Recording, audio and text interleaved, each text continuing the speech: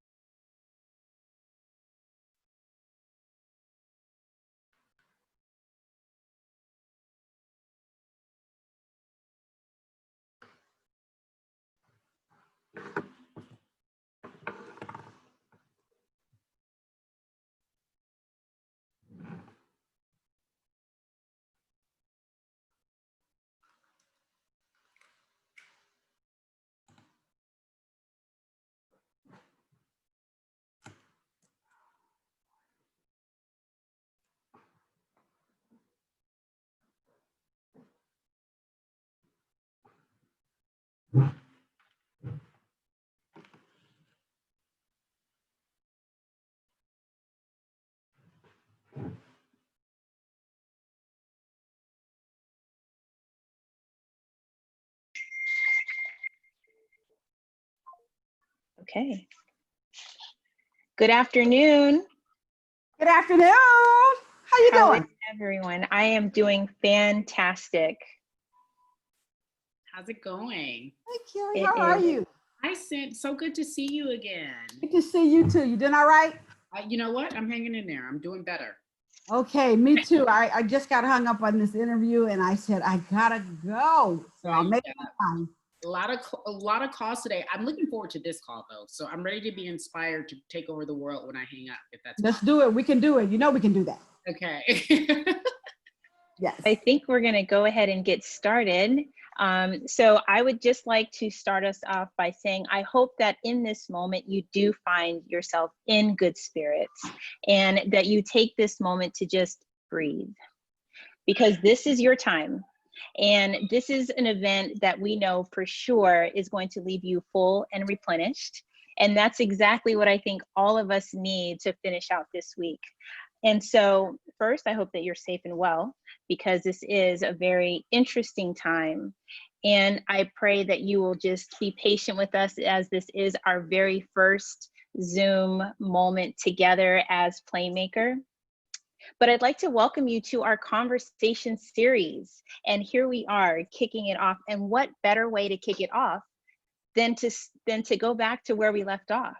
And I'm going to introduce you to two extraordinary women that are going to shepherd us into an impactful session that will leave us exactly the way that we need. So with that, I would like to introduce you to journalist Cari Champion and CEO of the Dallas Mavericks, Cynt Marshall. Thank you so much for that, you guys. For all who are joining us now, you say be patient. I don't listen. I haven't done a webinar ever, so I'm more than patient. And so we'll figure this all out as we go.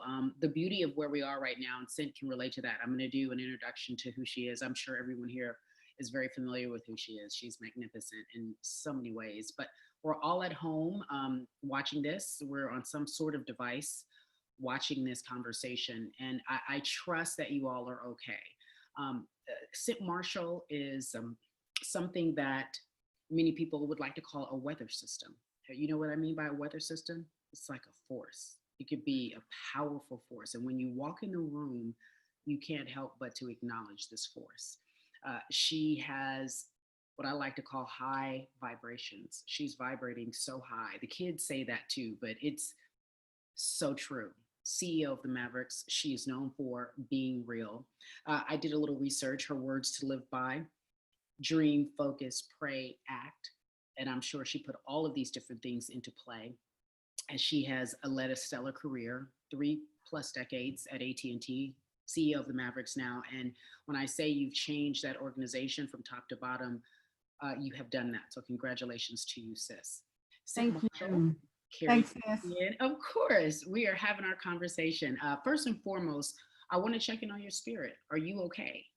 Yes, thank you for asking, and thanks for doing this. And I'm glad you're doing it virtually and bringing this to everybody. I am doing great.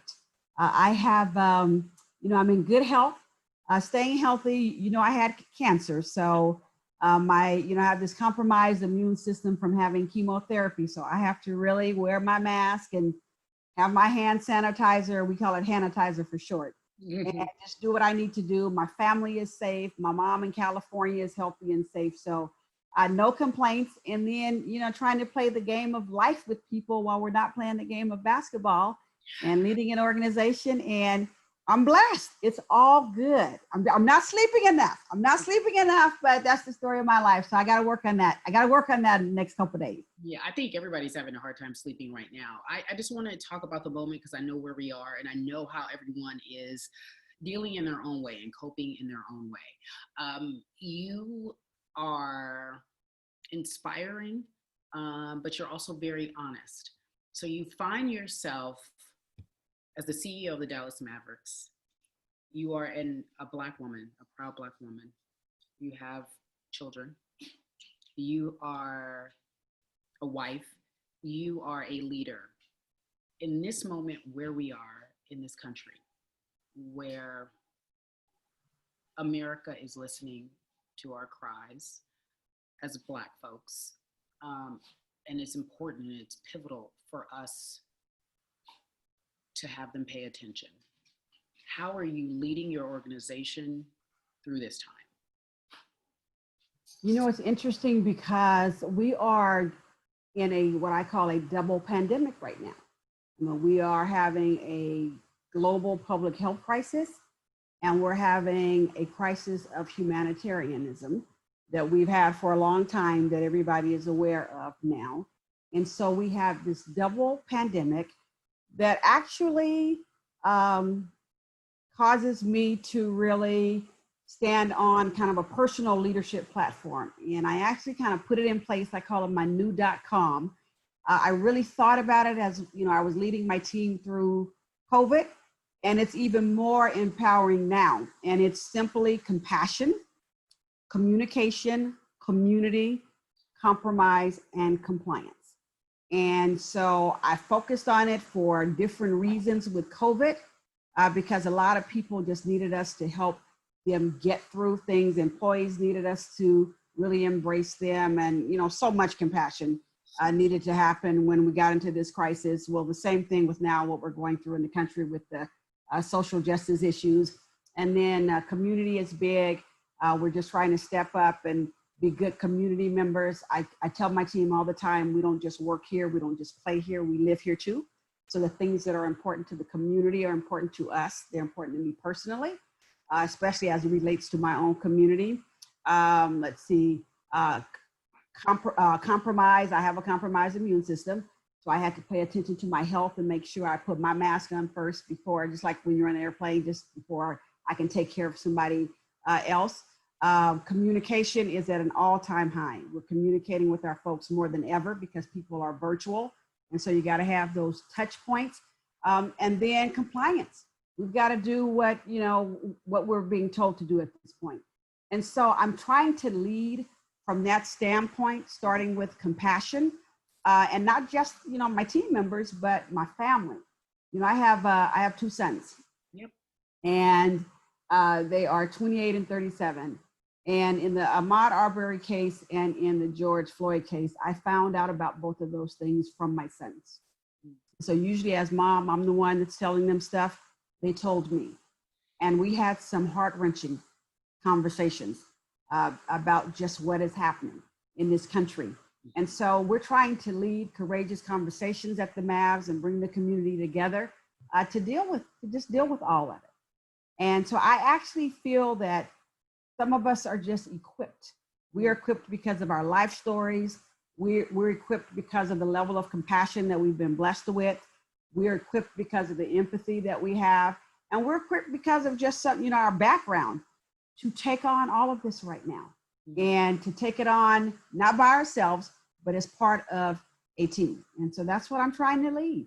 It is different. I walked into a crisis 2.5 years ago, and now we're finding ourselves in a different kind of crisis right now. So I guess it's like Esther, for such a time as this. You are equipped. That is probably the best way to describe it, if not even giving you enough accolades. You are equipped. You walked into a crisis 2.5 years ago. You were able to change things in that organization, and this business is so small. So they ask, is it true? And it's also true. And so I send you nothing but congratulations. But as you find yourself the first Black woman to lead an NBA organization in the way in which you were leading, how do you do your job effectively without feeling, I don't know, some type of way? Because I need some inspiration. Well, you see, how do I do it? Okay, so first of all, I know I'm called to do it. Okay, I truly know I'm called to do it. I didn't know Mark Cuban when he called me. It was a series of circumstances that truly I went in my prayer closet after I talked to him. I prayed about it. So I know for some reason I was called to take it on. Mm-hmm. I think also being at a point in my life where I know so much is riding on it, that there's so many women, so many people of color.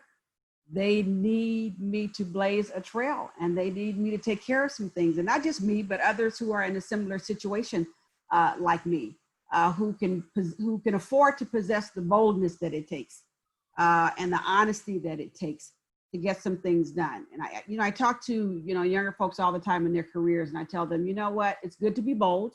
It's good to be authentic. It's good to be courageous. Sometimes there are just some times where you just cannot say certain things. Mm-hmm. But I can. Mm-hmm. I can. So let me take it on for you. And so I'm optimistic, sister, about where we are right now. We've got some big things to take on, and the world is watching. The world has awakened, and this is our time to strike. I did a piece on LinkedIn called Decision Time. I mean, this is our moment. This is our moment for America, and I'm talking about the social justice crisis, for America to decide that we are going to keep its promises. And I'm big on keeping promises, and I'm like that with my employees. Our workplace promise says the Dallas Mavericks is a place where every voice matters and everybody belongs. And so every day I got to make sure we keep that promise. And so that's just what I'm about. And I'm about, if we need to clean house, whatever we need to do, so it can be a place where every voice matters and everybody belongs. That's what I'm going to do. Okay, so I see, let me tell you, when you write stuff, this is how it was last time when I was able to talk to you at Chicago All-Star NBA Weekend.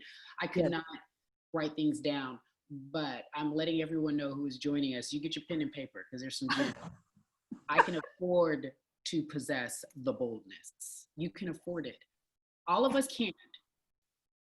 And let's just talk about that for a minute, since we're having a conversation, because sometimes I have to try to coach some people and say, it's not what you say, sometimes it's how you say it.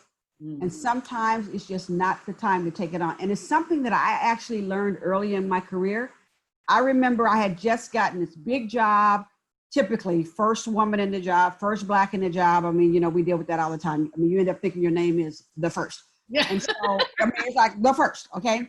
And so something happened to me and I took it on.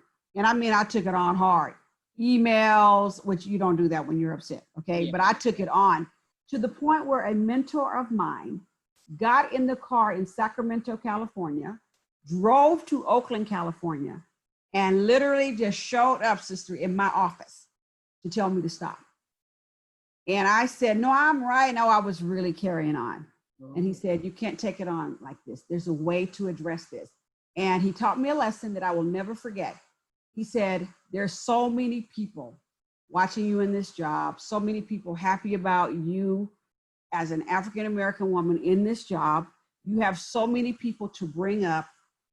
Don't respond in a way that could cause people to ask if you were the right one for that job. That could cause people to question your temperament, your judgment, because right now it's flawless. There's a way to handle it. And what he said, I'll never forget. He said, don't give away your key to the executive washroom. Don't give away your key. Yeah, he said, you earned it. There's a way to use it. And I need to help you understand in this corporate environment how to state your case and take up for yourself in a way that's effective and not just noisy so that change can happen. Now, at the time, I asked him to just politely leave my office.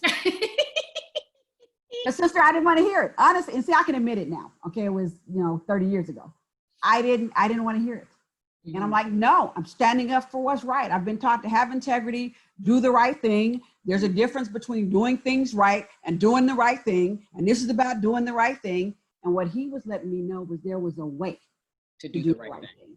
And so I try to pass that on all the time. Just think about what it is and how you go about it, which is why you need to have people in your circle that you can talk to. So somebody can say, okay, girl, not right now. Or let somebody else do that, or let somebody else say that. Fortunately for me, now I'm the one usually that can do it or say it. Okay, so here's my question. Actually, in the time that we are in right now, you said he told you not to give away the key to the executive washroom because you went about it in a way that probably would have been, and correct me if I'm wrong, a little more bold when you not necessarily, you couldn't afford to be as bold at that time. And he was like, right. And I was getting borderline disrespectful. Oh, okay. Because I wouldn't stop. Now, I didn't think it was disrespectful at the time, but I wouldn't stop because I was trying to get my point across. Talk to us about, especially now, being in this climate, and I'm speaking from my own experiences, but I'm tired of making them comfortable because we've spent so much of our time being uncomfortable to make them uncomfortable. It's just become a part of our norm. As the only one. You think your first name is the first one. We all can relate to that in some capacity because of being a minority, right? You're the only one there. But is now the time, as you said, to make decisions, but now is the time, is it to be unapologetic, respectful, but unapologetic about what we want and stop practicing asking for less? That's exactly right. Yeah, people need to get comfortable being uncomfortable. And the change that we're seeking is uncomfortable for some people. And we're taking on years worth of oppression and frankly, racism against our people. And I speak about it openly. My husband talks a lot about just, hundreds of years of a dark sordid history in this country that our people have faced. And now we are saying enough. That when that officer had his foot on George Floyd's neck, that's symbolic of a foot that African Americans have had on their necks for years. And I think what's different now is that we have a diverse group of people saying, no more. It's time to address not just, what's going on in some areas with police brutality, but it's time for us to address the whole system, that we need a system of equity and justice and equality. And so you have people that look like everybody. speaking up. And some people are uncomfortable with that. And that's why we have courageous conversations. We had a big one a couple of weeks ago with the Mavs that we sponsored. And it was to make people uncomfortable enough to really listen. Our theme kind of through all this is listen, learn, unite. You have to listen to people's stories, understand what is real, understand that, yes, even though I'm the CEO of the Dallas Mavericks, I've had people, I've experienced stuff right there, in my own arena, because some people just don't get it. And so it's uncomfortable for some people to hear that, but they have to hear it. And that's why these conversations are so good. We had one with my entire organization, and it ended up being the Black men on the call telling their stories. And we had people sobbing on the call because they didn't know. And some don't know, and some do know and haven't done anything about it, but it is uncomfortable. But once we get past all that discomfort, and once we listen, learn a few things, then we can unite, put an action plan together, which is what we've done at the Mavs, and start to make things better. These protests, and I'm all for peaceful protests. I was so proud of my son. I saw a video where he was leading a protest in Los Angeles. Very peaceful, very loud, no justice, no peace. I was so proud of him because he had called me 3 days before sobbing, 28 years old, sobbing because someone made a racial comment to him online while he was watching a church service. And he just called me and said, "Mom, enough is enough." And so we prayed for like an hour, trying to get his spirit right, letting him know he has to speak up. And then a few days later, he's leading a protest. And it was peaceful. This is the time for voices. It's the time for people to get uncomfortable. Even those of, us who might not even want to protest or who might not want to speak out, who just kind of want to sit back. We're going to experience a level of discomfort too, but we all have to step up and speak out right now and make these changes. It's not about being comfortable. It's not about being comfortable. We don't have that luxury right now. We don't. I think that as Blacks, as Black women, as women, we are very familiar with being uncomfortable in spaces like we talked about. You said that that's what you did with the organization. And again, you have been known for being a trailblazer when it comes to diversity and inclusion. What is the plan? How are you taking this back to how are you incorporating this at the Mavericks, with the Dallas Mavericks, and what you ultimately would like to see? What's the Dallas Mavericks response to where we are in the world right now? As it relates to this social justice issue? Yeah. Our response is, obviously we just like we have zero tolerance in our workplace for certain things, and we have a vision for what we want around diversity and inclusion and setting a global standard. We have a set of values: character, respect, authenticity, fairness, teamwork, and safety, both physical and emotional safety. We want to see those same values operating in the world. And so in our piece of it, we said we're going to focus on what we call Mavs Take Action. And it's advocacy, communication, training, investment, so some dollars, outreach, and noise. We're going to make a lot of noise. And so we're going to roll out something probably in about 2 or 3 days that will show that we're going to be very much involved in the community in all the systems. When we had okay, let me just describe real quick if I have time. Real quick, our courageous conversation. So after we had all these conversations, my boss was having conversations with different ones and with players and just really trying to understand what is this experience of Black people and Black men in this country. Really, truly trying to understand it, which I love him for that. And then, of course, I'm having all my conversations. We said, okay, we're going to have a bigger conversation. So we're going to take our arena outside, practice social distancing. It's a place where we normally convene people. Sport is the great unifier.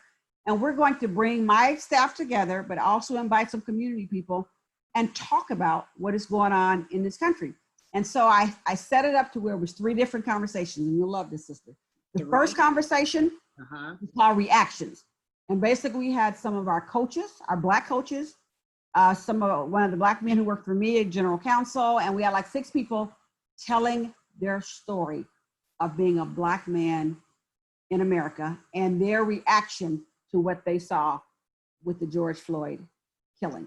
And so it was George Floyd impacted them, and when they saw it, they reacted to that. Yes, it was so emotional because they're telling it from a space of, that's me. Okay, I am George Floyd. And so then, and we had one of our international players too, who talked just just perplexed by all of this, about just how, you know, what he's hearing about some of his fellow players and what they have to go through. It's just enlightening, all these conversations. So then the second panel was about, it was called Welcome to My World. And so we did this big exercise, and then I had 20 circles of 10 people, and there were, you know, variations in the numbers, but basically I had 20 of my Black employees facilitate these circles. And so they talked about this exercise, and it was exercise about telling your story, your starting point. It's called the $100 race. I don't know if you've ever seen it.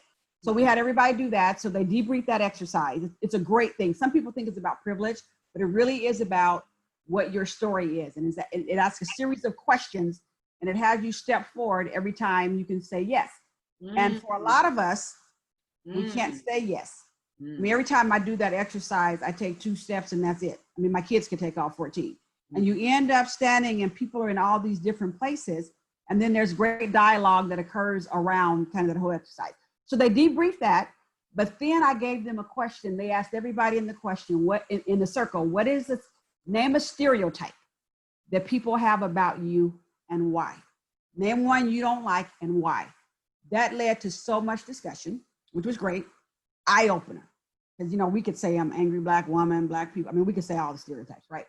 And so then the third panel, and this was my favorite, was I had people who represented what I think are 6 key systems that truly have bias and discrimination in them that help to drive systemic racism. It was education, employment, child welfare, criminal justice, public policy, and healthcare. So we had people who lead those systems for the city of Dallas. They were there to talk about kind of the state of Black America and what's 1 or 2 things that they're going to do and we can help them with to move forward. Because I said, we're going to deal with this in a systemic way. As an organization, we are going to go deep in helping with these systems. And so all kind of good stuff came out. We're going to address the digital divide, just so much stuff. Just wait for the action plan to come out. So it's not just dealing with one aspect, we're going systemic. Oh, I love it. So 3 conversations, reactions, welcome to my world. Please tell me the name of that game that you guys play where you guys all stand around and think it's a game of privilege, but it's not. And it's a video. You can go on the YouTube. It's called the $100 race. And some call it, one version of it is called, I think, $100 race privilege or something like that. But if you look up $100 race, you will see it. It is such a good video. And what I do, I actually have people do it. So because we were practicing social distancing, I couldn't have all 200 people do it. So I had 40 people do it in the front, but we also had it up on a video and asked people who couldn't participate to just kind of write down how many steps they would take. And then they debrief that. But it is powerful because it shows that sometimes you don't even know people's starting point. You don't know their story. You don't know that they started back here, or you don't know that somehow, and the whole point is when he asks these questions, that you are in the position, you end up in a position in that exercise for reasons having nothing to do with any decisions that you've made. Amen. Like nothing. And so then there's a whole discussion that goes with it. And so I love that exercise. And they said they wanted another hour in the circles, but we only had so much time because I wanted to get to the systemic part of it. Because the last piece was called, where do we go from here? Can I tell you that what you're doing is probably a blueprint for what all corporate organizations should be doing in a very true way? Because when I think about, and I want to talk about corporate America and the institution, whether you consider it corporate or not in terms of running a franchise, or excuse me, this NBA team, I think that there are many of us who feel that because people are watching, these corporate institutions are doing the right thing and that they're trying to course correct for what they've been doing for so long. And it takes real vision to see someone lead, especially a Black woman lead, and then let her lead with not only the title, but the power. It's rare to have the title and the power. So there was a question that I just looked at here, and I don't know if we're taking questions, but someone said, and I'm paraphrasing, how do you create an environment where you can communicate what is uncomfortable to these people? How do you create that environment? So you go into an institution that has been operating some way for so long, how do you change it? Well, what we did at the Mavs, of course, is we put our values in place. We said this is a speak up culture. We put a hotline in place. We put leaders in place who will drive that kind of climate. Leadership matters. I mean, leadership truly, truly matters. And so we set a tone, and the tone has to be set at the top. So of course, set with me, set with Mark Cuban. And we set a tone that says, you speak up here. You see something, you say something, you do something. We want to hear from you. We want to know what's on your mind. And so our values around being authentic and all that. And it doesn't happen overnight, but I think when they see people who don't have those values and who don't support that no longer work there, and then the leaders that you put in place do have that sense of wanting to hear people wanting to have that kind of culture.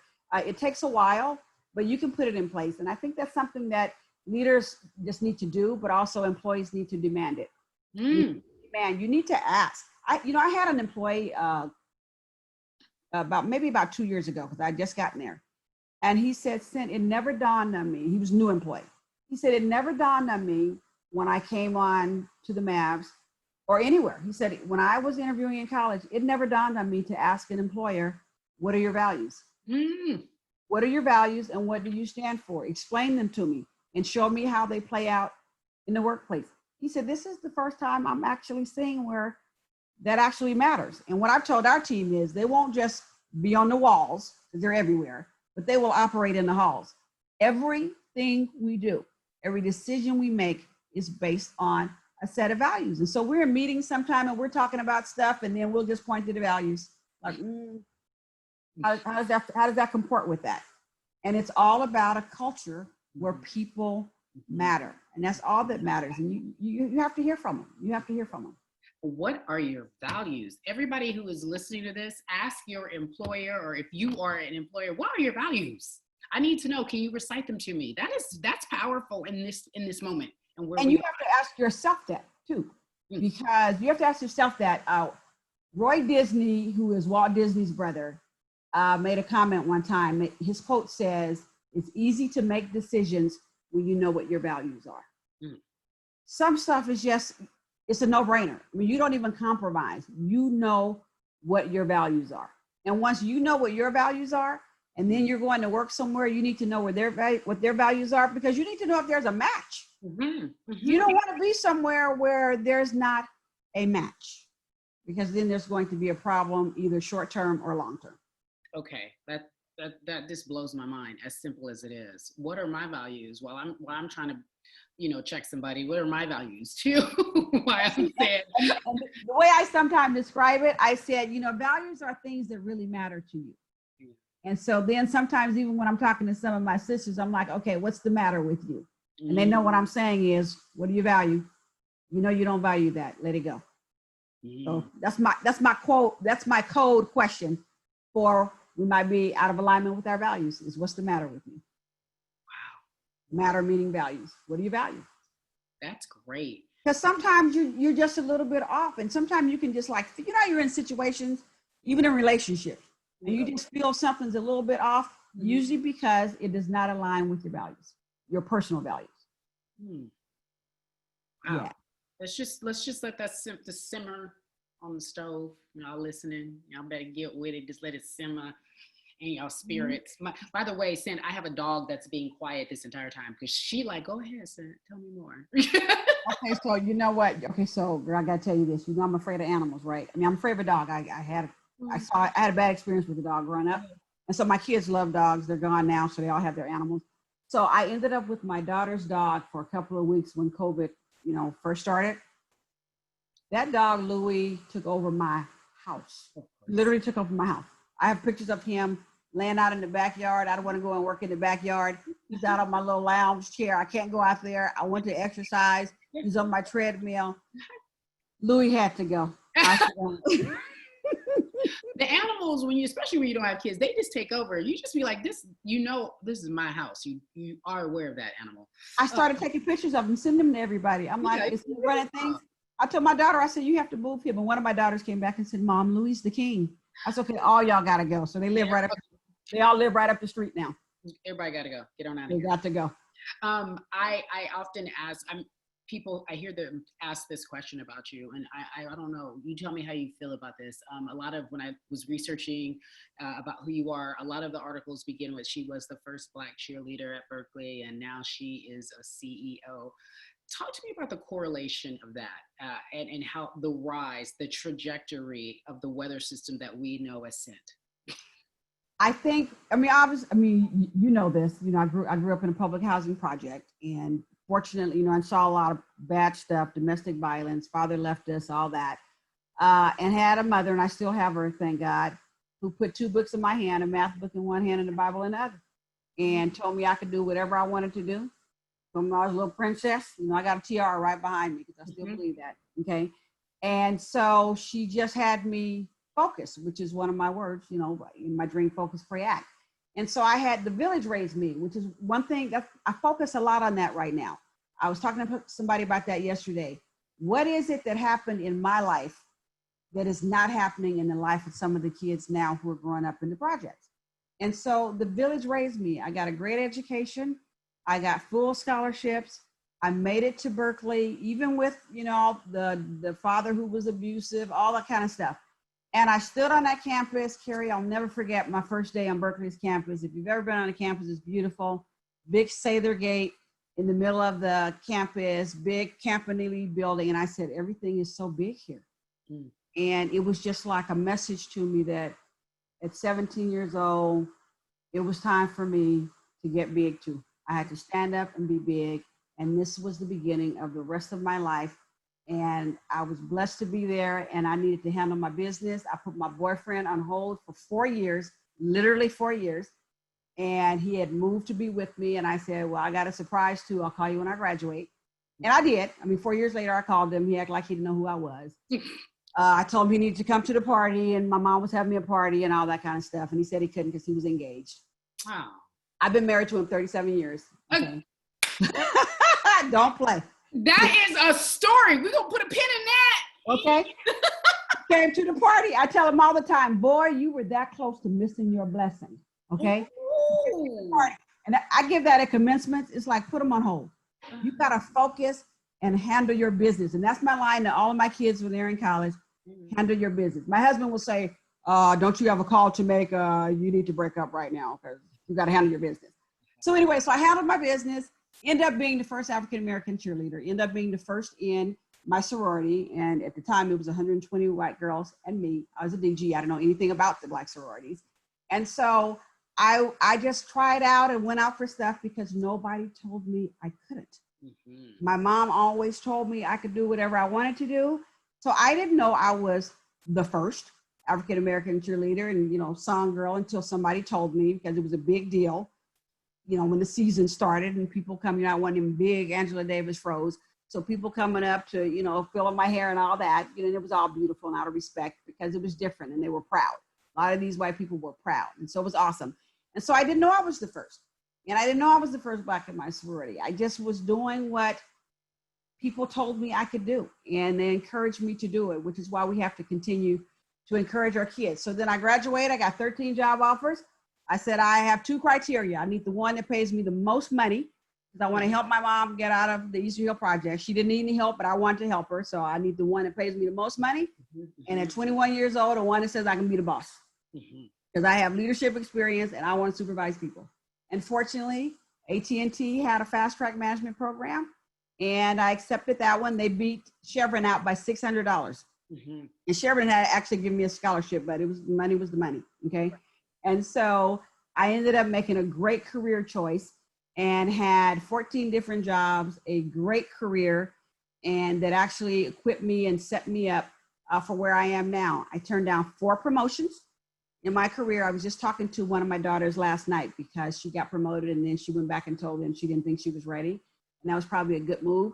And she said, she was crying and said, Mom, did I do the right thing? I said, I'm so proud of you. you did the right thing. I've turned down 4 promotions in my career for a variety of decisions, some having to do with the ages of my kids. I didn't want to move and all that.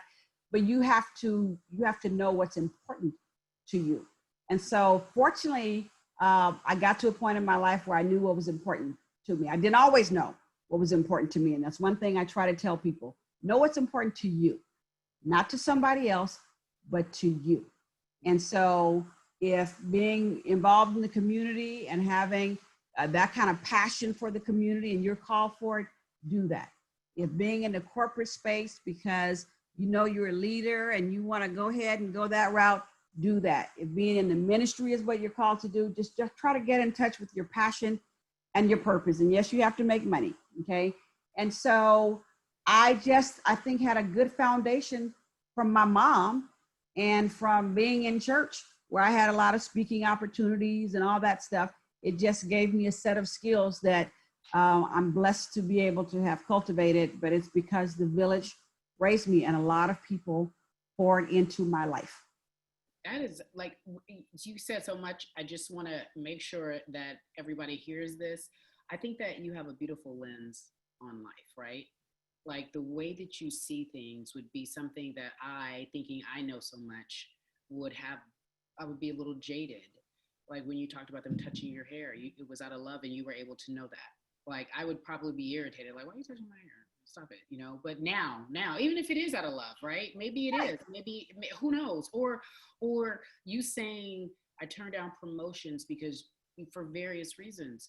The mentality of certain generations, mine and under, will probably say, I want the money, I want to succeed, I want to be the best, I got to shoot to the top, I'll sacrifice all. But if it's meant for you, it's meant for you.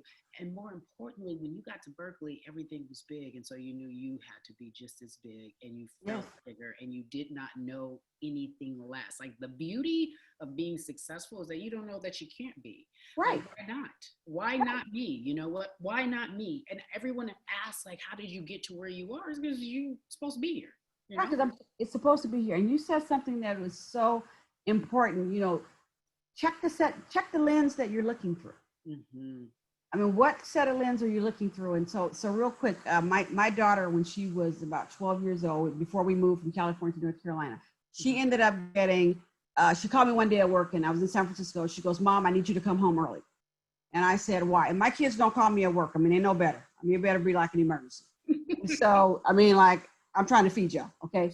So she says, Mom, you need to come home early. I got new glasses, eyeglasses. The doctor says I'm blind as a bat. I'm blind just like you. And I'm like, okay. So I get home and she has 4 pairs of glasses: swim goggles, soccer goggles, sunglasses, and regular glasses. She's 12 years old, okay, but she's daddy's girl, right? And good health insurance. And so she says, Mommy, try them on. So I try them on, and then all of a sudden I got sad. And she goes, Mommy, what's wrong? And I said, wait a minute. So I tried another pair on, and I could see perfectly through her glasses. Now she's 12. I'm like, oh my goodness. So I give her my glasses. I said, try on Mommy's glasses. And she looked and she said, ooh, these are great. And then I got really sad. She says, Mom, what's wrong? And I said, Shirley, you have 47-year-old eyes. I didn't know your eyes were that bad. I didn't know your vision was so poor. And we adopted her and all that. So I just didn't know. She looked at me and started smiling. She says, young thing, you ought to be happy. Tell Dad you got 12-year-old eyes. Is that good or what? That baby taught me a lesson. I said, you know what? I'm thinking it's bad. She's like, you got the wrong perspective. It's good. And so I tell people, ever since that day, I've been looking at the world through 12-year-old eyes. Is that a good story? She had the right perspective. She didn't know it. She didn't know anything else. And so when you said that, you made me think about that. The lens is important. The lens is so important. It's so important. And I think, speaking of, like, and this is just a reach, but when you look at life today, right, through where we are and the lens that you have right now, do you believe that we'll see racial equality? Yes, I believe we will see it. I believe if we put all these, we have all these action plans and they're in different, sectors. And so if we all put our action plans together, I think, and I like to say it like this, I think we will breathe life. We will breathe so much life, breathe democracy, bring all of that into our workplaces and our communities. Mhm. So then everybody can say, I can breathe. We get to do that. And I think we're doing it. I think because we have this diverse group of people, because what we all witnessed with George Floyd and some others is just so horrific, Mhm. it got people's attention. And we're just not going to let all these deaths be in vain. And people are woke now. And we have to do something with that. And I think we are doing things with it. The key is to make sure it's sustainable. And we all get to make sure of that because we can't let it die down. We have to hold corporations, various entities accountable. We have to be involved in the public policy process, which we're going to do. We're giving our people the day off to vote. We're going to have them be voter registrars. I mean, we have a whole public policy agenda that we're going to have for our employees so they can participate in the public policy process because it matters. But I think it's going to be different. I think we will see it. I am 60 years old and I expect to live into 102. Okay. Because 102, I got cancer at 51 when they thought, I wasn't going to make it. And so I decided that was my midlife crisis. I was 51. So I'm going at least into 102. So in my lifetime, we're going to see it. Okay, I'm writing down what you just wrote. You know, it's a beautiful thing to think if we hold them accountable. What if companies, and I don't know if they allow that, but similar to what you're giving the people a day off in the Mavericks organization. Wouldn't it be beautiful if certain organizations or corporations, companies register people on site on site? Were you in my meeting yesterday? One of my employees suggested that we turn our workplace into a polling center. Like I said, oh, so y'all taking it to new levels. I love that. I love that. Turn our workplace into a polling center. But if I'm not even registered to vote, allow me to go on my lunch break, give me my extended break, go walk, and I can go vote because voting is like air and we need to do it. Like we need You have to do it. You have to have it in order to live and sustain. Sister, I love that. I love that. And we're calling it, I named it already since our workplace promise is every voice matters and everybody belongs. We're going to call it Every Voice Matters Day. Every voice. Because that's where you really use your voice. You use your voice at the polls. Yes. Okay. Sorry, I'm writing. We're doing all that. We got all kind of good stuff. I hope they're writing notes. Okay, I see one question. I'm going to get to that question. I see two questions, but I'm going to get to this other question. The last thing I want to ask you, though, is as we are talking about this experience, and I just asked you at the beginning, are you okay? And you talked about how you are doing well during this time. How do you feel about the league returning? I'm sorry, I can hear you. How do you feel about the NBA season returning? Oh, I feel great about it. A lot of people wanted it to obviously start back sooner rather than later. And what I love about our NBA commissioner, Adam Silver, and his team, all the league executives, the different owners of the franchises, we said we were not focused on the dates. We were focused on the data. Mm-hmm. And so it was about the data. It was about how many cases are out there, what is happening, the safety of our players and fans. That's our number one priority. I mean, number one. And even with kind of what's going on in Florida right now, the NBA is monitoring that closely. And so, we're going to bring everybody to Orlando. Great plan in place to keep everybody safe, kind of have them in that bubble. They're monitoring it every single day. So safety is big. So I'm excited to get sports going. People miss it. I miss basketball. I miss our team, but we just said we weren't going to do it until we can do it safely. So rest assured, if we are playing on July 30th, which is the plan, to have the season resume, it will be declared a safe place to play. We're not going to do it if it's not safe. And then we're going to create, I won't be in Orlando, I'll be in Dallas. And then we will create a local experience. Maybe not, obviously not live because people can't, we can have big groups, but we'll figure out how to create some type of virtual experience so that our Mavs fans can experience the great play that our guys will be doing in Orlando because they will be rocking.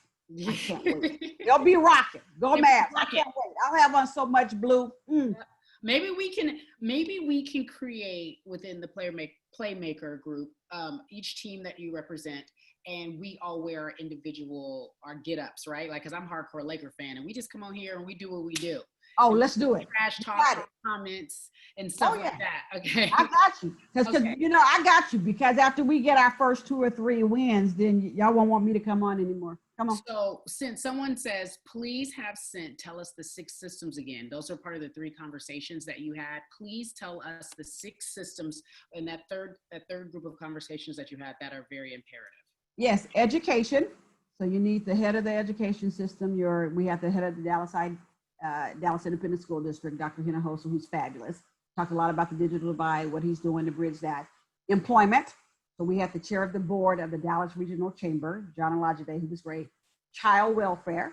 So we had someone who represented Dallas CASA, court-appointed special advocates, the volunteers who help kids in foster care. And she actually gave a great statistic that I'll come back to in a minute. The criminal justice system, we had Chief Renee Hall, who is the chief of police, sister for Dallas. She's amazing. Public policy, we had our county judge who's making all the decisions around COVID, Judge Clay Jenkins, and he also represented healthcare as well. So education, employment, child welfare, criminal justice, public policy, and healthcare. Those were the 6 we chose. Those are the ones that I picked because I think if we can go deep, root out, some of the systemic oppression that's in there, we can truly have a bright future for our kids and for all of us. So those were just the 6 that I chose. I'm sure there are other systems when you talk about systemic racism, but the child welfare was really good. They were all fabulous discussions, but I sit on the CASA board. I'm actually the chair-elect. I'm going to be chair of the board next year. And I didn't know this statistic. She said there are Black kids represent 22% of the kids in Dallas County, in Dallas, but they represent 48% of the foster care population. Oh. I didn't know that. What's that about? And you could see people kind of looking, we had a very diverse crowd. And so people were intrigued. They're like, okay, what is that about? Why does that happen? What's underneath that? That's a systemic issue. What's underneath that? Then how do we address that? And then how do we support all these kids who are in foster care? So now we got all kind of good stuff that's coming out of that. So it was great to have them come and talk to us because it was listen, learn, unite. We learned so much. And now we can put together an action plan that means something so we can have some sustainable progress. Wow, that's powerful. Let me get to this next question. This is from Leslie. Oh no, that was the 6 systems. Leslie already did that. Thank you, Leslie. Thank you, Leslie.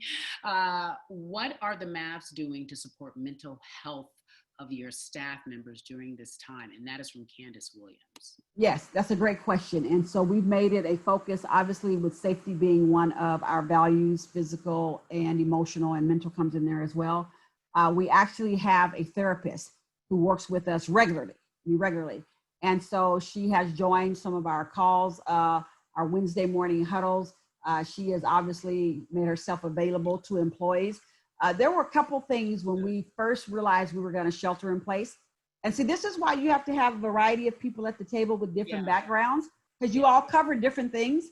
Yeah. And so a couple of things came to mind for me right off the top that some people said, oh, I hadn't thought about that. I thought, what about the kids who don't have access to technology and they won't be able to learn virtually? They're about to fall behind in school, okay? I thought about people where home is not a safe place for them, either because of domestic violence, or they might be suffering from depression and have difficulty dealing with isolation if they live by themselves. So those kinds of things were top of mind for us. And so we put things in place. We got the counselors. We did things so that people could tap into that. Wisdom, giving us a full education. I think it's Kamala. I may be pronouncing it incorrectly. Forgive me if I am. Would this conversation be shared anywhere?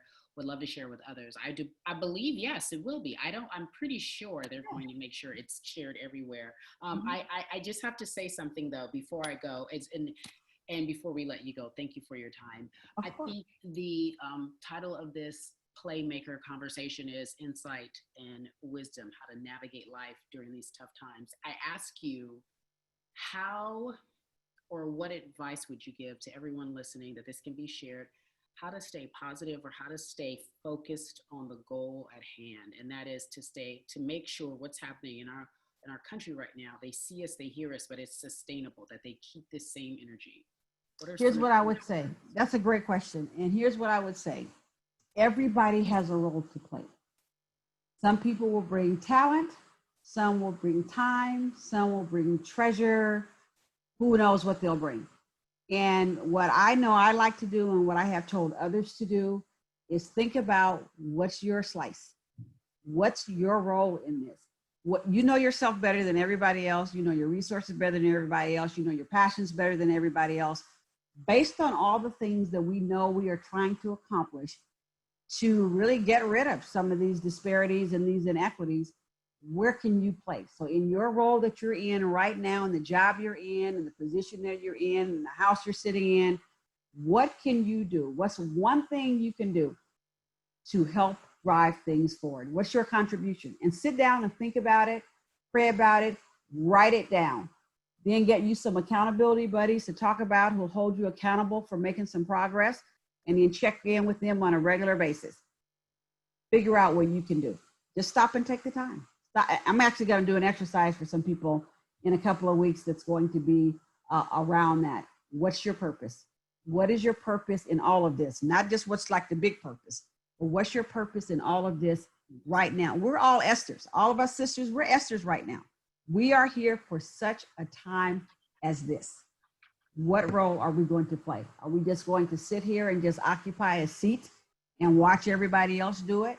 Or are we going to actually roll up our sleeves and say, okay, my role is this. Like right now, I know my role is to lead this Mavs Take Action plan. That's my role in all of this. What's yours? I literally am jotting this down with my horrible handwriting. We are all Esthers right now. We have been equipped for a time such as this. What is our role? It doesn't have to be massive. It doesn't have to be a huge platform. It doesn't have to be front facing. What is your talent? What is your gift? What is your God-given gift to handle this time right now? What is your role and your purpose? That seems so hard to find though, Cynt. Is that hard to find? No, it just takes reflection. It takes time. It takes getting in your quiet space, whatever that is. It takes weeding out the noise.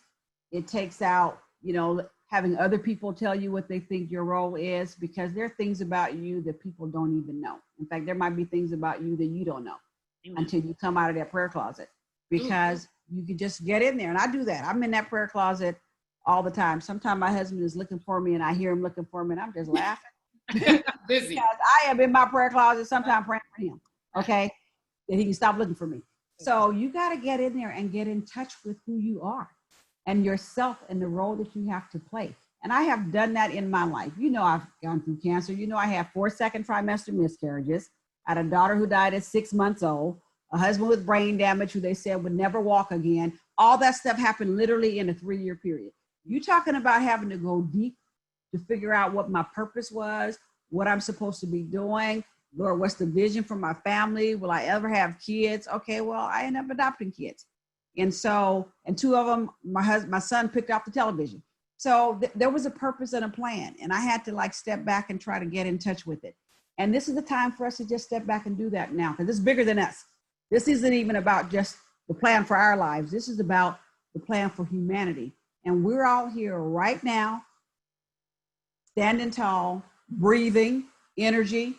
We get to be a part of this. We get to be a part of history. This will be the time where the world changed. And so we got to know what our role is. I already know. I want them to go back to history books and say the Dallas Mavericks led diversity. They led the way out of this. They led the community to racial equity and social justice. The Dallas Mavericks, an NBA team, led the way and had a Black woman in charge. Her name was Cynt. And then y'all can forget about me because my work was done. I adore you. Okay, this is why I said she was a weather system, folks. One of the questions that we have, people, and maybe you can tell them this. One, I think somebody already in the books. Please tell us you're writing a book, because it must be coming. It has to be coming. This is what we're saying. The book must be coming. I don't know when you have time, but you better write it. You've got a group that needs this book. You got to share this, Cynt. Okay, my VP of communications is Erin Feingold White.